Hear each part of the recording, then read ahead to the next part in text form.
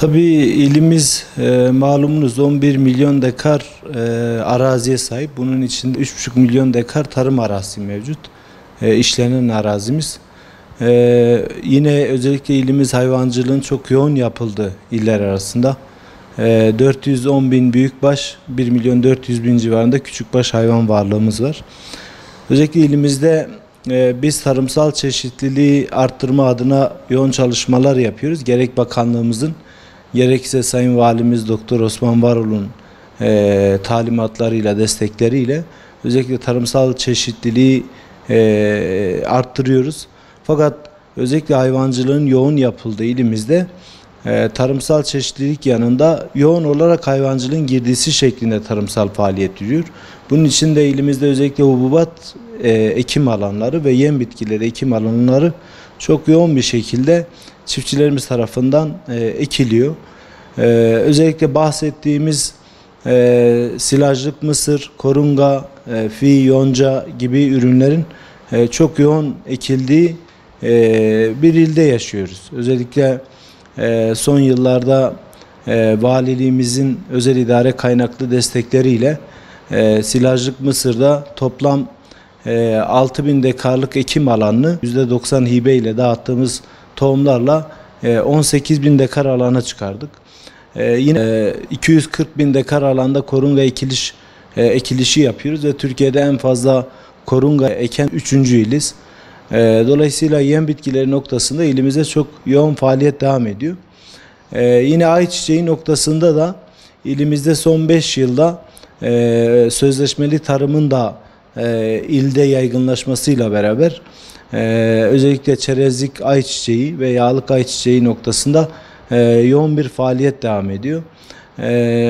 Son 5 yılda 5.000 dekar ortalama ayçiçeği ekim alanımız 30.000 dekara kadar arttı. Ortalama 5 kat civarında arttı.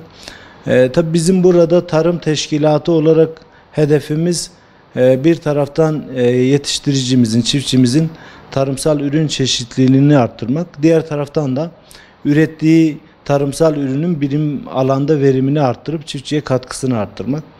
Özellikle şunu ifade etmem gerekir.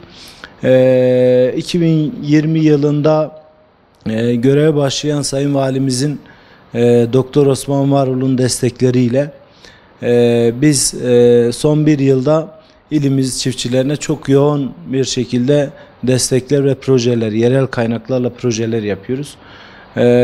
Özellikle çiftçilerimize çilek projeleri gibi direkt çiftçiye katkı sağlayacak projeler. Bunun yanında kuraklık gibi dezavantajlardan çiftçilerimizi korumak adına korunga ve silajlık mısır tohum desteği gibi. Ağrı'da son bir yılda daha önceki faaliyetlerimiz, yoğun çalışmalarımızın yanında çok yoğun bir tarım hayvancılıkla ilgili yoğun bir proje süreci yaşıyoruz. Çiftçilerimiz de bu durumdan çok memnun. Hakikaten tarım hayvancılık anlamında Ağrı'da çok önemli yatırımlar yapılıyor. Bahsettiğim bütün tarım projeleri ve bundan sonra da yapacağımız önemli projelerin hepsi istihdama çok ciddi katkılar sağlayacak. Sayın Valimizin talimatlarıyla özel idare kaynaklı bir tarım park oluşturduk. Burada çiftçilerimizin ulaşımda zorluk çektiği makine ekipmanlarla çiftçilerimizin yanında olacağız. Farklı yeni bitkisel üretim desenleri oluşturmaya çalışacağız.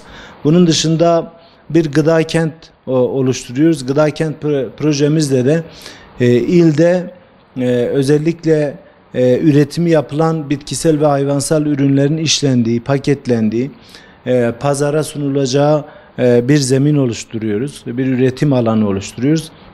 Burada özellikle en az 600 tane doğrudan istihdam oluşturmayı hedefliyoruz. Dolaylı olarak binlerin üzerinde istihdam oluşturacağız. Bunun dışında yine 5 yılda 750 bin koyun projesi yaptık.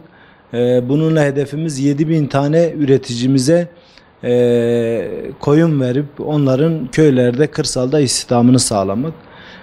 Dediğim gibi yani özellikle son bir yıldır Sayın Valimizin gelmesiyle birlikte hakikaten tarımsal anlamda Ağrı'da çok yoğun projeler, yoğun işler yapılıyor.